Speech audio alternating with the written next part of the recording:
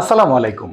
টি visa থেকে আমি আমির ফয়সাল শুভ আপনাদের কাছে এসেছি ইউকে ট্যুর ভিসা নিয়ে কিছু গুরুত্বপূর্ণ তথ্য শেয়ার করতে। আমাদের কাছে অনেকেই প্রশ্ন করে থাকেন কিভাবে ইউকে ভিসা পাওয়া সম্ভব, ট্রাভেল হিস্ট্রি না থাকলে অথবা সাদা পাসপোর্টে কি ইউকে ভিসা পাওয়া সম্ভব, তাছাড়া ব্যাংকে কত টাকা থাকতে হয়। আসলে ইউকে দেখবে আপনার পারপাস অফ ট্রাভেল, আপনি কি কারণে ইউকে যেতে চান, আপনি কতটুকু ফাইন্যান্সিয়ালি সলভেন্ট, মানে আপনার ইনকাম অফ সোর্স কোথা থেকে আসে, কোথায় খরচ হয়, এটা আপনার ব্যাংক স্টেটমেন্টে শো করবে। এবং সবচেয়ে গুরুত্বপূর্ণ ব্যাপার সেটা হলো ফ্যামিলি টাইস, মানে আপনি আপনার দেশে ফিরে আসার জন্য দায়বদ্ধ কিনা। আর এই সকল বিষয়গুলো আপনাকে উল্লেখ করতে হবে আপনার কভার লেটারে, যেটা আমরা আমাদের ভিসা অ্যাপ্লিকেশন টিম দ্বারা খুব সুন্দর করে কভার লেটারে ফুটিয়ে তুলব। আর এই জন্য আপনার লাগবে কিছু বেসিক ডকুমেন্ট যা আপনার কাছেই আছে, আপনি নিজেই জোগাড় করতে পারবেন।